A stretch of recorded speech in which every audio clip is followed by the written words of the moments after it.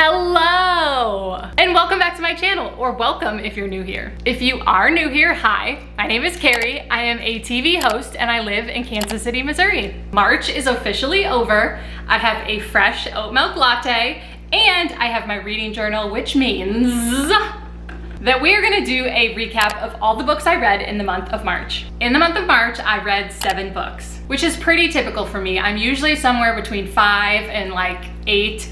Sometimes if I'm really crazy, I'll get up to like 9 or 10, but I'm usually like 5, 6, 7-ish range every month. Honestly, I would rate this month pretty decent. I feel like I read some pretty good books this month, and there's a couple that I'm really eager to tell you my thoughts about. So let's make haste, as they say in Bridgerton, and get to the books. The first book that I read in March was Yellowface by R.F Kuang. Our two main characters in this are Athena and June. They are both friends, kind of. Frenemies, I don't know, it's kind of confusing what they are, but they're both authors. Athena is very, very successful, has had like books on bestseller lists forever and ever, has had her books made into movies, like she's an extremely successful author. Meanwhile, June is an author, but is not nearly as successful, and June definitely like has some resentment over Athena's success, and like I said, they're kind of friends, but kind of not really. I don't know, it's complicated. All of a sudden, one night, Athena dies in like a really strange, like freak accident, and June just so happens to be in her home when it happens, and she sees Athena's manuscript that she is writing for her next book, and she swipes it. She just takes it, leaves the house, goes home with it. A little while later, we find out that June ends up publishing Athena's book under her own name as her own work. The rest of the book is really June like coming to terms with the repercussions, both good and bad, of her actions. This book is not a thriller, but it had like a thrilling vibe to it, and I couldn't stop turning pages. Like, I read it really quickly. It's not a big book, and because of how it's written, like, you will probably fly through this really quickly. This book is definitely worth the hype. It was extremely well done. That being said, at the end of it, I was left with really conflicting thoughts on how it wrapped up, and also how I felt about our main character. I think books like this are tough because your protagonist obviously needs to be flawed, and June is a very flawed protagonist, but I think in order to really grab the reader, you need to have the protagonist, while flawed, they need to be able to, the reader needs to be able to root for them in some way. And by the time I got to the end of this book, like I still don't think I was rooting for June. Like, maybe you were, maybe other people were, but I wasn't. Like, I found her more and more insufferable as the book went on. And I also didn't like the ending. I didn't think that it was wrapped up nicely, to be honest with you. Which, if you have watched my other videos, you know that I hate when authors do that, when they create this really great storyline and then they just kind of leave it open-ended. It's like such a cop-out to me as a reader. And the excuse that like it's open to interpretation, like I'm not writing a book. Like, I don't want my interpretation. I'm reading your book because I want your story. Like, it's not my job to come up with the ending. Your job is to come up with the ending. I'm reading your ending. Give me an ending. Like, that is how I feel. And I thought that this was left way too open-ended, and I just didn't like our protagonist, honestly. At the end of the day, I decided to give this one 4 stars. It really is worth the hype. It's a really great book. Like I said, really well done, well written. It's got a lot going for it, but I was frustrated by our protagonist. I really wanted the author to find a way to make us cheer for her, and there wasn't. Like, there was no way I was cheering for her. And I also just, like I said, really didn't like the ending. So for those reasons, I couldn't give it the 5 out of 5.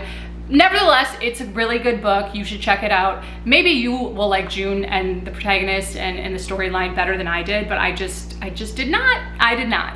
All right, moving on to a little bit of romance. The next book I read in March is Maybe Once, Maybe Twice by Allison Greenberg. This book, wow, okay. So our main character, Maggie, is turning 35, and throughout her life, she has made marriage pacts with 2 people in her life. The first one is Asher, who is like her teenage love, and the other one is Garrett, who is like her 20-something love. So of course Maggie is turning 35, and both of these men kind of just pop up in her life in weird and random ways, and she is kind of dealing with her feelings for both of them, her history with both of them, and how she kind of grapples with that, with the stage of her life that she's at, and what she thinks she wants moving forward. Honestly, I loved this book. I thought it was so well done. You guys know I'm a tough critic when it comes to romances because they are just so freaking cheesy.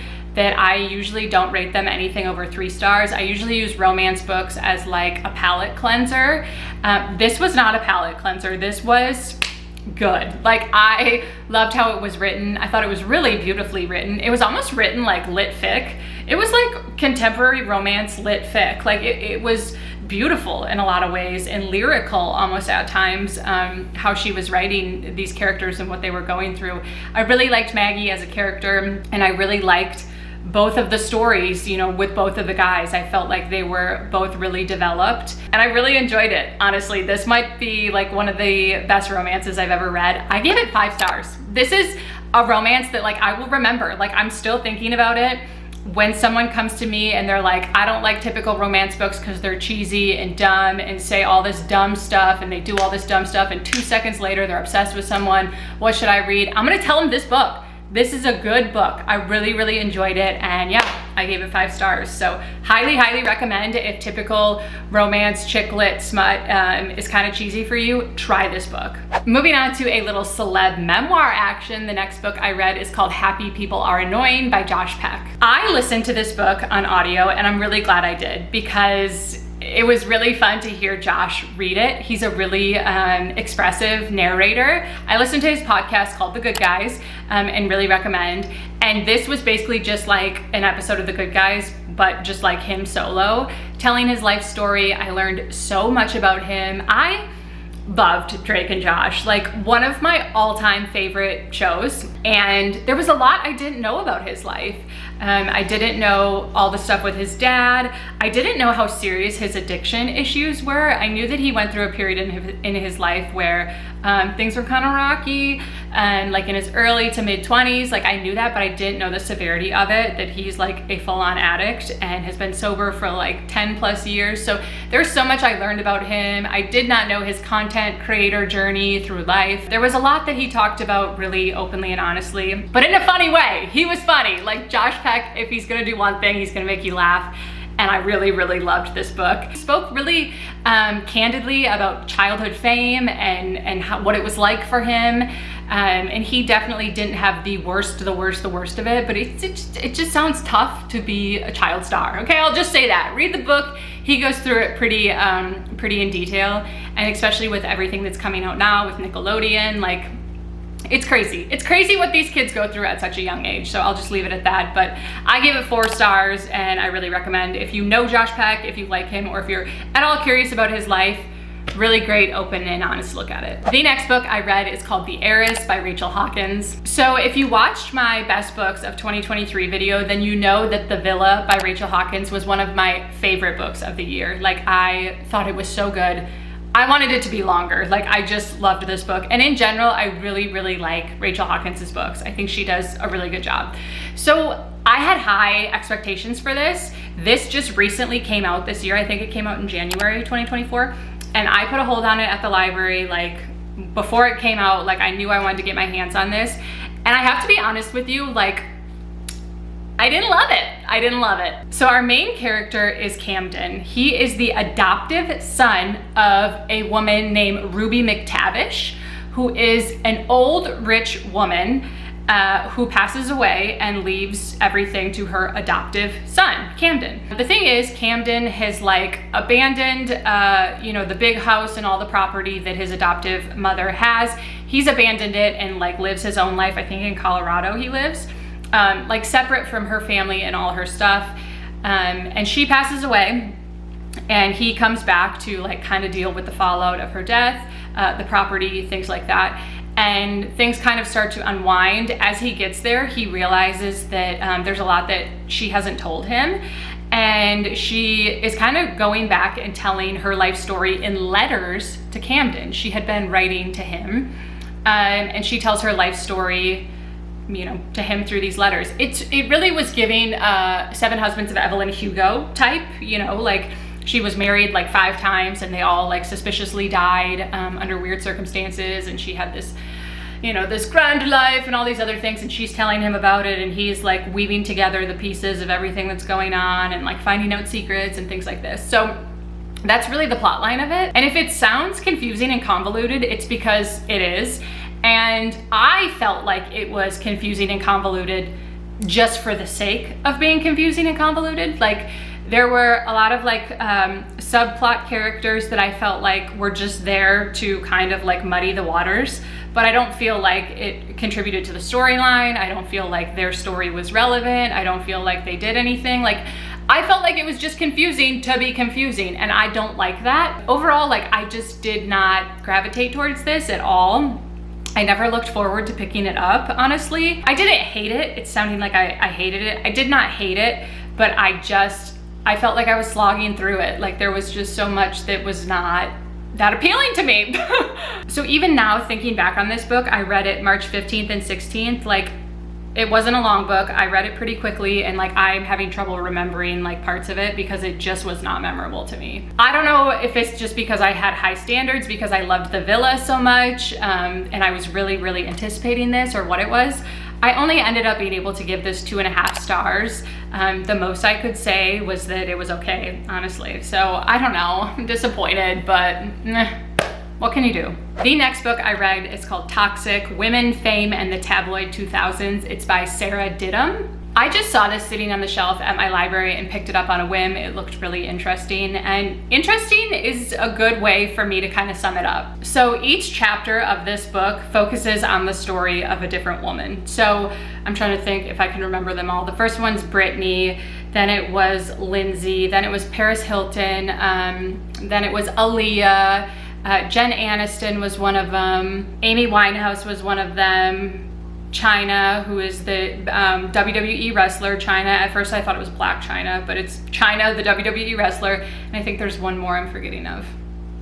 I don't know. I'll put it on the screen, all the women that are included in this. Certain chapters were better done than others, in my opinion, but I will say one of the things that reigned supreme throughout the entire book is that this author would go on strange tangents. In every chapter, there was a strange tangent about something. For example, Kim Kardashian, she was in this, I forgot to mention her. In Kim's chapter, the author went on a huge tangent about the OJ case. And I understand how the OJ case is relevant to Kim, like we all know, like the flowchart of how Kim is connected to the OJ case, but she went on a really long tangent on the OJ case, and I'm like, this really does not bring home the story of Kim at all anymore. Like, you have lost the plot. You are down here in OJ land, and the plot of Kim is up here, and you just left her hanging. The other chapter where this was really prevalent was in Aaliyah's chapter. She went on a huge tangent about R. Kelly, which, again, we know how R. Kelly is connected to Aaliyah, but she kept going about R. Kelly, and it's like, again, the tangent of R. Kelly, she's down here, and Aaliyah and the plot and the summary of her chapters up here, and you're lost down here talking about R. Kelly. Like, I don't need to know any more about this pervert. Like, I want to hear about Aaliyah. Like, those were the two where it was most prevalent, but she really did this in like every chapter. I felt like she got sidetracked by one thing or the other, and at that point it became boring to me. The other thing about this book that I remember is that I partly listened to it and partly read it. So I had the physical book, but then I was also listening to it on audio at times.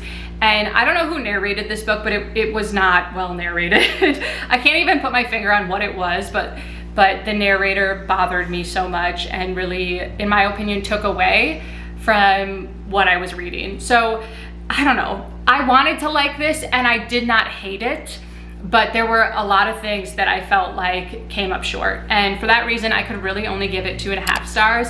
At times I would, think that it was leaning more towards 3, but then she would again go off on some random tangent, and it would be really frustrating to me as a reader because I want to hear more about the subject and not the random tangent about, R. Kelly or OJ or whatever it was. I don't know, I feel like it was close to being well done. It's good in theory, like the theory and the thought of the book is good, but the execution was just not great in my opinion. This next book I am so excited to talk to you guys about. Next, I read Ruthless Vows by Rebecca Ross. This is the second and final book in the Letters of Enchantment series, duology, whatever you want to call it. I read the first book, Divine Rivals, in I think January.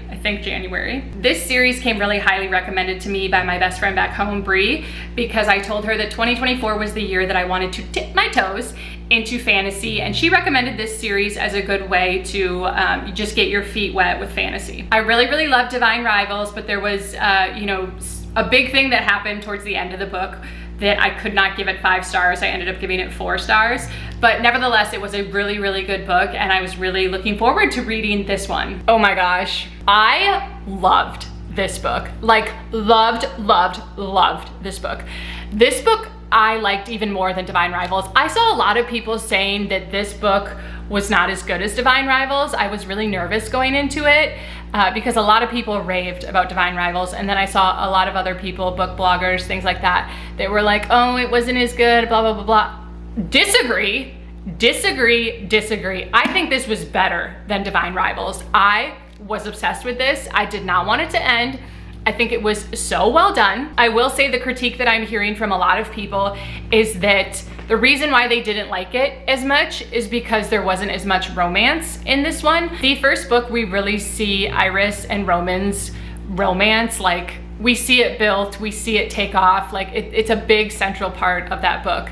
This book, it's not as much of a central part. It's more like a side story. This book is really about Dacre and Enva and their story, and it really, we see the culmination of the war and their relationship and what's going on there, and I really loved it. It was action-packed, and there was a lot of just driving the plot forward, which I love. You still get Heiress and Roman and their romance, don't get me wrong, like, they are still the main characters. It's still told through like Iris's POV, Roman's POV, but there was definitely not as much romance in it, but I didn't miss it. I didn't need the romance in this because I felt like it was so plot driven that I was still like on the edge of my seat, and I didn't miss the other stuff. So that's my personal opinion. If you really, really loved the romance in the first book, then you're probably gonna be disappointed because there's just not as much of that in the second book. But if you're like me and a really well-driven plot and good like dialogue and like scenes and moments and development, like if that is enough to keep you in this story, then you are gonna eat this up and love this, because I know I did. Anyway, I'll stop drooling now. I'm sure you can tell as I'm talking that this was a 5-star read for me. I could not get enough. I loved it. One of my favorite books of the year so far, right here. All right, the last book I read in the month of March is called Only If You're Lucky by Stacy Willingham. I read one of Stacy Willingham's other books called A Flicker in the Dark, and I really, really liked it. I think that was her debut, and I was really impressed by it. It was just a really solid thriller. So I was eager to read this. I had put it on hold, and it finally came up. So of course, as soon as I got the email, I rushed on over and got it, picked this up, and started to read it. So our main character, Margot, just recently lost her best friend, like her childhood best friend, in a freak accident right after they graduated high school. They were gonna go off to college together and be roommates and you know, take up life on there together, and she died in a freak accident. And Margot was always the shyer friend, and her friend that passed away was always the one who was like bold and pushing them to do crazy things and to explore and to live by adventure and all this other stuff. So Margot is going off to college, and she's like really lost her sense of self, and she's back to kind of like being in the shell without her friend.